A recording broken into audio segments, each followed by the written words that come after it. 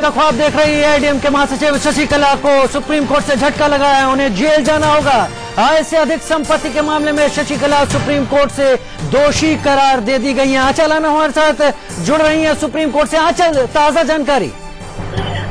राजीव, बहुत बड़ा झटका है शशिकला को इमीडिएटली सरेंडर करने का आदेश दिया गया है। बाकी दो एक्यूज के साथ जयललिता जो कि फॉर्मर सीएम है, वो अब इस दुनिया में क्योंकि नहीं है, तो उनके खिलाफ जितने भी मामला है वो खत्म हो गया है। इसको कानून की भाषा में जो प्रोसीडिंग्स है वो अबेटेड कहलाती हैं। तो जयललिता के खिलाफ तो केस खत्म हो गया है, लेकिन ये अपने आप में बहुत ऐतिहासिक फैसला है कि सबसे पहले जो अबेटर्स है इस मामले में, यानी कि शशिकला और जो बाकी दो अबेटर्स हैं जिनके खिलाफ इस मामले में डिस्प्रोपोर्शनेट एसेट्स का केस था, कि उन्होंने साजिश का हिस्सा बने और डिस्प्रोपोर्शनेट एसेट्स जितने भी थे, जो 66 करोड़ के डिस्प्रोपोर्शनेट एसेट्स 32 फर्म्स के थ्रू इन्होंने बेनामी प्रॉपर्टीज बनाई थी, और उस मामले में शशिकला को दोषी करार दिया गया है। नंबर 1। नंबर 2, जो ट्रायल कोर्ट का इस मामले में फैसला था, निचली अदालत का फैसला था, उसे बहाल कर दिया गया है। और उस मामले में कोर्ट ने जब फैसला सुनाया था ट्रायल कोर्ट ने, तो 4 साल की सजा सुनाई थी, यानी कि 4 साल की सजा अगर शशिकला को बहाल कर दी है सुप्रीम कोर्ट ने, यानी कि इमीडिएटली उनको सरेंडर करना होगा, कोर्ट ने कहा है। और इसका मतलब ये है कि उनको सत्ता नहीं, अब सजा मिलेगी।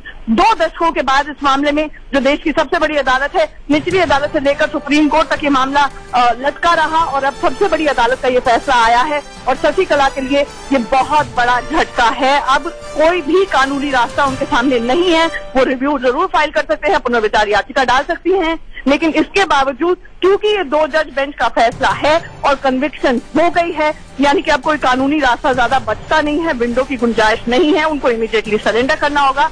और जो रिप्रेजेंटेशन ऑफ पीपल एक्ट कहता है, जो संविधान कहता है, उसके मुताबिक वो चुनाव नहीं लड़ सकती हैं, ना ही वो मुख्यमंत्री बन सकती हैं। राजीव, सुप्रीम कोर्ट के 2 जजों की बेंच ने ये फैसला दिया है जिसमें दोष सिद्धि और सजा उस पर एक ही रुख रहा दोनों का। आंचल, 100 करोड़ रुपए का जुर्माना भी लगाया था बेंगलुरु की स्पेशल कोर्ट ने। 1991-96 का ये मामला है, तो ये जुर्माना भी इन पर आयद होगा।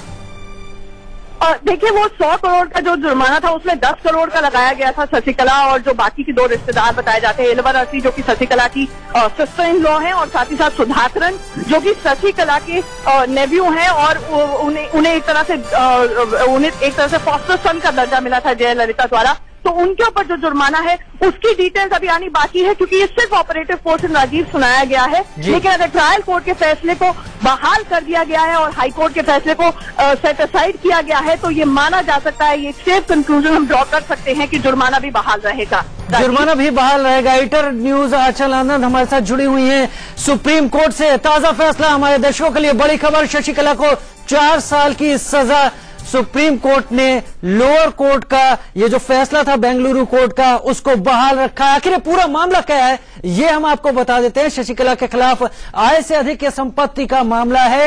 ये पूरा मामला जिसको देखते हुए सजा सुनाई गई है। हालांकि इसमें जयललिता, शशिकला और उनके 2 रिश्तेदारों पर मुकदमा दर्ज किया गया था 1991 से 1996 के कार्यकाल में, जो जयललिता का पहला कार्यकाल था। उस दौरान हुए इस घोटाले के पीछे ये सजा और ये मुकदमा चला था। 32 कंपनियां बनाने का आरोप, जिनका कोई बिजनेस ही नहीं था।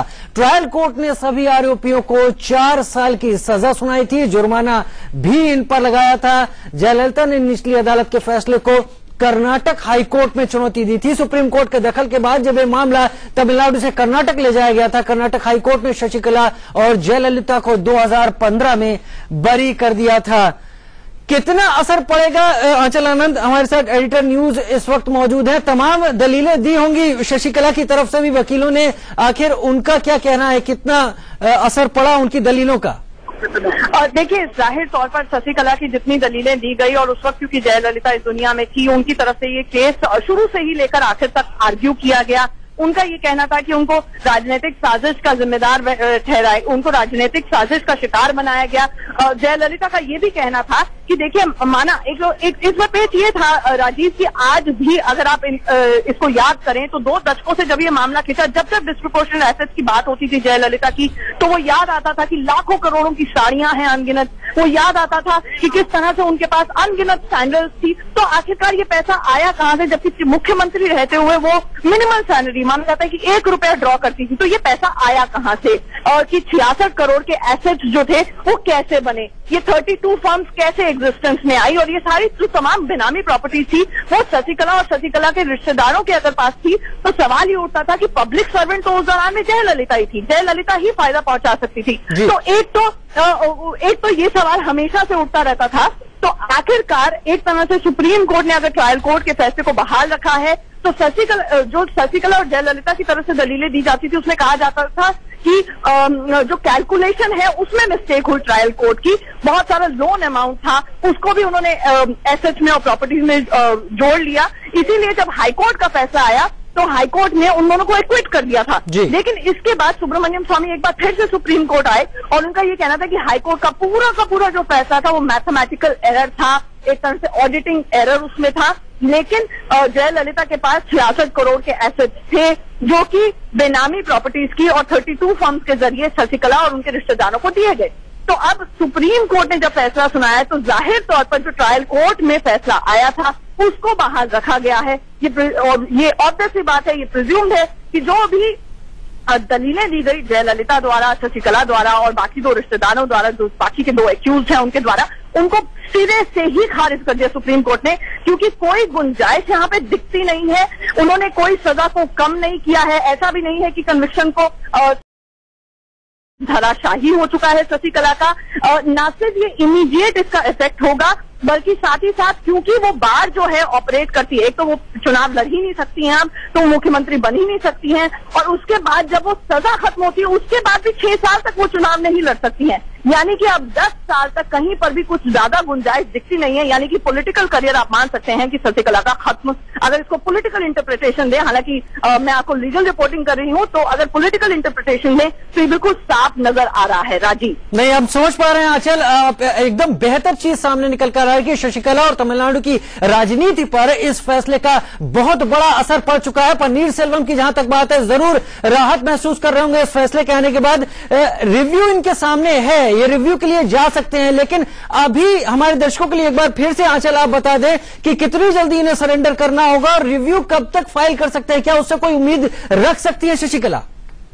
देखिए, दो चीजें हैं। रिव्यू की जहां तक बात आती है, पुनर्विचार याचिका दाखिल करना और उसके बाद एक और क्यूरेटिव पिटीशन होती है वो भी दाखिल करना। ये पूरी तरह से जो कन्विक्ट किया जाता है, जिसको जो लिटिगेंट होता है उसको सुप्रीम कोर्ट से एडवर्स वर्डिक्ट मिला होता है, वो कर सकते हैं। तो ये उनका न्यायिक और कानूनी अधिकार है, इसको वो एक्सरसाइज कर सकते हैं। ये बात अलग है कि पुनर्विचार याचिकाओं का, क्यूरेटिव पिटीशन का जो स्ट्राइक रेट है, जो रिलीफ है, वो 1% से भी कम है। यानी कि कोई उसमें राहत जनरली मिलती नहीं है, क्योंकि उसमें जो पैरामीटर्स होते हैं वो ये होते हैं कि कोई ऐसा फैक्ट जो ना आया हो, कोई ऐसी ग्रॉस मिस्टेक जो रिकॉर्ड पे रही हो। लेकिन इस मामले में इतना वॉल्यूमिनस ये रिकॉर्ड रहा है, 2 दशकों बाद फैसला है। खुद सुप्रीम कोर्ट के जज जब आज फैसला सुना रहे थे, उन्होंने कहा it's a very fatty judgment. यकीनन आंचल, इस वक्त की सबसे बड़ी खबर आंचल यही है कि शशिकला को दोषी करार दिया सुप्रीम कोर्ट ने, और उनके लिए और तमिलनाडु की राजनीति के लिए मील का पत्थर। मैं हूं आपके साथ शोभना यादव। बुलेटिन की शुरुआत आज की सबसे बड़ी खबर से करते हैं। तमिलनाडु के मुख्यमंत्री बनने का ख्वाब देख रही शशिकला को सुप्रीम कोर्ट से बड़ा झटका लगा है।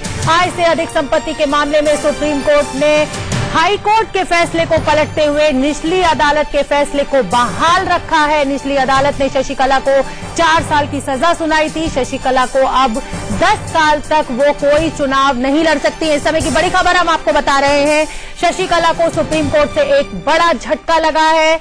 अब वो चुनावी जो दावा था कि वो मुख्यमंत्री बनेंगी, उस पर उन्हें बड़ा झटका लगा। ये बड़ी बातें हम आपको समझा रहे हैं। आय से अधिक संपत्ति मामले में शशिकला को दोषी करार दिया गया है। उनको 4 साल की सजा सुनाई, उसको सुप्रीम कोर्ट ने बरकरार रखा है। शशिकला अब कोई चुनाव नहीं लड़ पाएंगी, किसी संवैधानिक पद पर अब वो नहीं बैठ पाएंगी, उनको सजा हो गई है। शशिकला अब मुख्यमंत्री भी नहीं बन पाई है, जिसपे उन्होंने पनीर सेल्वम से पूरी दुश्मनी ले ली थी और वो अपना दावा ठोक रही थी। शशिकला को सरेंडर करना होगा, ऐसा सुप्रीम कोर्ट का फैसला आया है अब से कुछ देर पहले। इस फैसले का मतलब क्या है, ये हम आपको समझा रहे हैं कि अब शशिकला का राजनीतिक करियर खत्म हो चुका है। शशिकला 10 साल तक अब कोई चुनाव नहीं लड़ पाएंगी, किसी संवैधानिक पद पर नहीं बैठ पाएंगी, अब वो सीएम नहीं बन पाएंगी। जयललिता की मृत्यु के बाद से उनका सीएम बनना तय माना जा रहा था।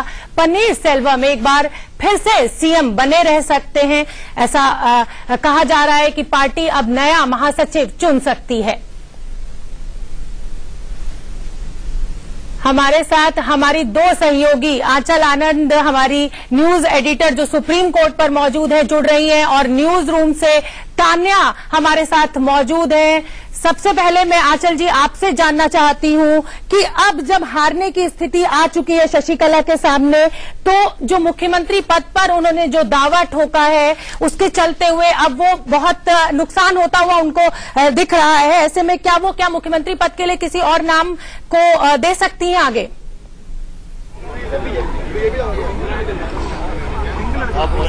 बिल्कुल, मैं ये कहना चाहूंगी शोभना, अगर कुछ पॉसिबल सिनेरियोज देखा जाए, नंबर 1 शशिकला मुख्यमंत्री खुद नहीं बन सकती हैं क्योंकि उनके ऊपर संवैधानिक बाड़ लग गई है, कॉन्स्टिट्यूशनल रोक है, ये नंबर 1। नंबर 2, अब कौन मुख्यमंत्री बन सकता है, इस पर जिसके पास आंकड़े हैं वो मुख्यमंत्री बन सकता है। नंबर 3, ओ पनीरसेल्वम ने बहुत राहत की सांस ली होगी क्योंकि देश की सबसे बड़ी अदालत पर वो टकटकी लगाए बैठे थे कि कोर्ट का क्या फैसला आता है, अगर शशिकला कन्विक्ट होती है तो वो मुख्यमंत्री नहीं बन सकती हैं। लेकिन क्या ओ पनीरसेल्वम मुख्यमंत्री बन सकते हैं? वो बन सकते हैं अगर उनके पास आंकड़े हो। अब वो आंकड़े किस तरह से मैनेज करते हैं, ये AIADMK और पनीरसेल्वम के कोर्ट के अंदर गेंद है। वो अभी केयर टेकर मुख्यमंत्री ऑलरेडी हैं और ऐसे में गवर्नर, राज्यपाल जो विद्यासागर राव हैं, उनका डिस्क्रिशनरी पावर काफी ज्यादा हो सकती हैं। नंबर 3, अगर हम बात करें कि शशिकला के पॉलिटिकल करियर की शोभना, सुप्रीम कोर्ट ने साफ तौर पर न सिर्फ ट्रायल कोर्ट के ऑर्डर को बहाल रखा है, यानी कि 4 साल की सजा शशिकला को होती है, ये कन्विक्शन दोषी करार दिए जाना इमीडिएटली ऑपरेट होता है, यानी कि वो दोबारा चुनाव नहीं लड़ सकती हैं, और जो कानूनी रोक है वो 6 साल की होती है। हालांकि इसको लेकर लीगल इंटरप्रिटेशंस डिफर कर सकती हैं। कोई कहता है 6 साल, आज कन्विक्ट हुई है तो आज से 6 साल, कोई कहता है 4 साल की सजा काट के जब बाहर आएंगी 4 + 6 तो 10 साल हो गया। यानी कि पॉलिटिकल करियर अगर देखा जाए शशिकला का, तो कम से कम ये कहा जा सकता है कि it's as good as dead. Aanchal, आप हमारे साथ बनी रहिए, हमारी दोनों सहयोगी हमारे साथ बनी रहिए। क्या विकल्प होंगे कानूनी, इस पर भी हम आपसे आंचल बात करेंगे। उससे पहले सुन लेते हैं क्या कहना है वकील का। खिलाफ एक शुद्ध दिन है। आज उच्चतम न्यायालय ने भ्रष्ट के खिलाफ एक बहुत बड़ा कार्रवाई शुरू किया। एक इतिहास की पन्ना उसने खोला। सुप्रीम कोर्ट ने जो हक से ज्यादा पैसा और संपत्ति कमाने का ये जो केस था जयललिता, हमारा तमिलनाडु CM के खिलाफ और उनकी फ्रेंड्स के खिलाफ, ये VK Sasikala, VN Sudhakaran and Ilavarasi, ये चारों के खिलाफ करीब 18 साल ये कानून का कार्रवाई चलता रहा और कोई अंत नहीं दिख रहा था, और हमारा जनता बहुत मायूस हो गए थे। मगर आज सुप्रीम कोर्ट ने ये बहुत इतिहासक पूर्व ये जजमेंट देके हमको बचाया है, और सुप्रीम कोर्ट ने ट्रायल कोर्ट का जजमेंट को अफर्म किया है। और A2 to A4 जो अभी जिंदा हैं, और A1 जो सेल्वी जयललिता जो अभी हमारे साथ नहीं है, वो मर गए हैं, उनका अपील SLP, उनके खिलाफ जो SLP था वो अबेट हो गया। मगर A2 to A4 का जो कन्विक्शन है वो सुप्रीम कोर्ट ने एक्सेप्ट कर दिया और उनको जल्द से जल्द जेल में भरने का आदेश दे दिया। और जो भी माइकल गुन्हा ट्रायल कोर्ट जज था, उनका जो भी आदेश था उसका पूरा पालन सुप्रीम कोर्ट ने करने का आदेश दे दिया। और कुमारस्वामी जो हाईकोर्ट का जज था, उनका जो जजमेंट को सुप्रीम कोर्ट ने पूरी की पूरी से सैटिस्फाइड कर दिया, और हमारा जनता और भ्रष्ट के खिलाफ जो कार्रवाई है उसको बचा के सबका जो फेथ है उसको सुप्रीम कोर्ट और भी बरकरार रखा है। आंचल, आपके पास मैं वापस लौटूंगी। जिस तरह से ये माना जा रहा था कि भाई वो मुख्यमंत्री अब बन सकती हैं, अब तो वो सारी संभावनाएं आपने हमें बताया कि वो खत्म हो गई हैं, लेकिन अगर हम कानूनी विकल्पों की बात करें तो क्या उनके पास कोई कानूनी विकल्प बचता है? क्योंकि ये 2 सदस्यीय बेंच का फैसला आज उनके खिलाफ आ चुका है सुप्रीम कोर्ट में।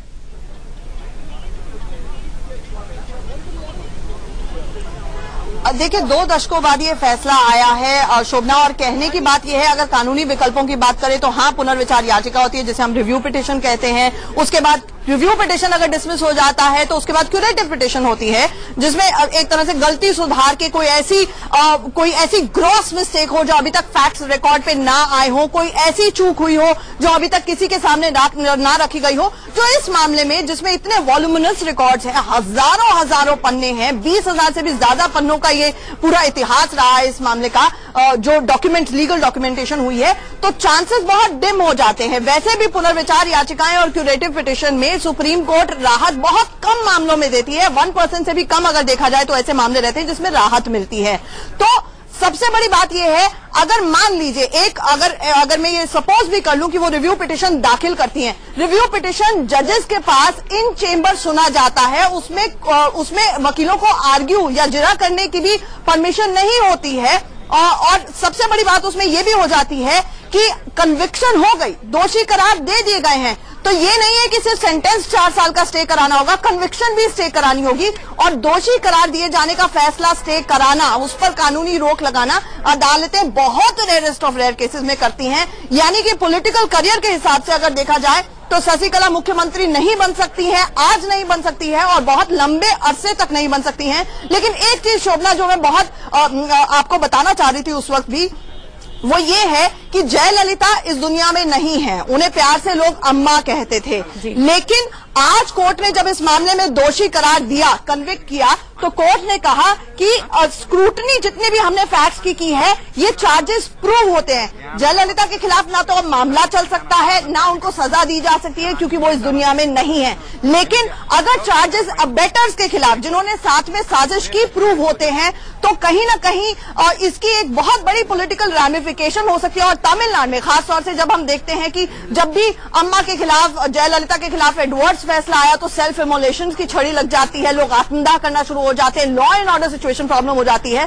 तो आज जब ये अदालत का फैसला आया है, भले ही उनके खिलाफ प्रोसीडिंग्स ना हो, लेकिन इसकी पॉलिटिकल रैमिफिकेशंस बहुत ज्यादा है, क्योंकि जो सह आरोपी हैं, जो साथ में साजिश जिन्होंने की थी, उनको कोर्ट ने ना सिर्फ कन्विक्ट किया है, कोई भी रियायत नहीं दी है, कि सजा भी कम नहीं की गई है। जो ट्रायल कोर्ट का फैसला है उसे बहाल रखा गया है। तो पनीरसेल्वम भले ही अम्मा के नाम पर कहें, वो ये चाह रहे हो साइकोलॉजिकली कि शशिकला को सजा हो जाए और वो मुख्यमंत्री बन जाए, लेकिन ये अम्मा की लेगेसी को भी बहुत बड़ी ठेस है। शोभना जी, आंचल आप हमारे साथ बनी रहिए। मैं तान्या अब आपका रुख करूंगी। जिस तरह की शख्सियत जयललिता मानी जाती थी, कहीं ना कहीं शशिकला भी बिल्कुल उनके पद चिन्हों पर चलती नजर आती है। किस तरह की शख्सियत वो रही हैं और क्या उनके सामने अब संभावना है? आप इस पे बात करिए और बताइए हमारे दर्शकों को। तान्या, ये बात किसी से छिपी हुई नहीं है कि शशिकला बहुत बड़ी कॉन्फिडेंट थी जयललिता की। वो साई की तरह जयललिता के साथ रहती थी, वो जयललिता की बहुत बड़ी राजदार थी। और उस वक्त में उनकी जयललिता से मुलाकात हुई थी जिस वक्त जयललिता एक बहुत ही बुरे फेज से गुजर रही थी। जिस वक्त एमजीआर अस्पताल में थे, जयललिता काफी टूटी हुई थी, जयललिता को एक दोस्त की जरूरत थी, तब शशिकला और जयललिता की मुलाकात हुई थी। चंद्रलेखा वीके चंद्रलेखा ने उनकी मुलाकात कराई थी। मुलाकात हुई थी इस सिलसिले में क्योंकि शशिकला उस वक्त एक वीडियो पार्लर चलाती थी, तो वो चाहती थी कि वो जयललिता जो उस वक्त प्रोपेगेंडा सेक्रेटरी थी एआईएडीएमके की, उनको लेकर एक डॉक्यूमेंट्री बनाए, और इसी सिलसिले में ये मुलाकात हुई। लेकिन उसके बाद धीरे धीरे शशिकला का इतना ज्यादा नजदीकी बढ़ गई जयललिता के साथ कि वो उनके साथ रहने लगी, उनके साथ साई की तरह नजर आने लगी और बहुत बड़ी कॉन्फिडेंट भी उनकी बन गई। लेकिन कई सारे सवाल भी खड़े होते हैं शशिकला पर। पूरी जो उनकी जर्नी रही है जयललिता के साथ, उसमें सवाल ये भी खड़े होते थे कि कहीं ना कहीं शशिकला बहुत ज्यादा अपना रसूख दिखाती हैं, एक पैरेलल गवर्नमेंट चलाने की कोशिश करती हैं। बहुत सारे और भी सवाल उन पर खड़े हुए थे इस नजदीकी, इस दोस्ती को लेकर। लेकिन उसके बावजूद पर उन्हें अपने घर पोएस गार्डन और साथ ही एआईएडीएमके से 2011 में जयललिता ने बाहर भी निकाल दिया था। लेकिन 100 दिन के बाद उनकी फिर से वापसी हुई थी, न सिर्फ एआईएडीएमके में बल्कि पोएस गार्डन में भी, जयललिता की जिंदगी में भी, और उसके बाद भी वो साये की तरह उनके साथ रहती थी। इसीलिए शायद उन्हें लगता था कि जयललिता की जब मृत्यु हुई उसके बाद वो और उनके समर्थक चाहते हैं कि इस लेगेसी को वही आगे लेकर जाए, वही जयललिता की जगह ले, न सिर्फ तमिलनाडु की सरकार चलाने में, एआईएडीएमके में सबसे बड़े पद पर भी उनका वो काबिज हो। और इसी को लेकर एक सियासी संकट शुरू हो गया है तमिलनाडु में पिछले कुछ दिनों में। जयललिता की मौत के बाद से ही ये सियासी संकट शुरू हुआ, जिसमें कार्यवाहक मुख्यमंत्री को लगता था पनीरसेल्वम को कि उन्हें अगला मुख्यमंत्री बनना चाहिए, लेकिन दूसरी तरफ शशिकला। लेकिन अब ये साफ हो गया है, जैसा कि आंचल ने हमें समझाया, 4 साल की तो उन्हें सजा हो ही चुकी है और नियम कहते हैं कि उसके 6 साल बाद तक भी वो किसी तरह का कोई चुनाव नहीं लड़ सकती। यानी कि 10 साल के लिए अब ये संकट उनके लिए खड़ा हो गया है कि वो किसी पद पर तो नहीं रह सकती है। लेकिन सवाल अभी भी शोभना यही है, मैं जाते जाते यही कहूंगी, यही सवाल अभी भी बना हुआ है, क्या अपने समर्थकों में से किसी एक को नॉमिनेट करके वो आगे बढ़ाएंगी मुख्यमंत्री बनने के लिए? ये भी एक सवाल अभी बना हुआ है। बिल्कुल तानिया, ये एक बड़ा सवाल है कि क्या वो किसी और को मुख्यमंत्री के रूप में पेश कर सकती है आगे। आप दोनों हमारे साथ बनी रहिए, इस बड़ी खबर पर हमारी नजर लगातार बनी रहेगी। फिलहाल हमें रुकना होगा एक छोटे से ब्रेक के लिए, फौरन हाजिर होते हैं।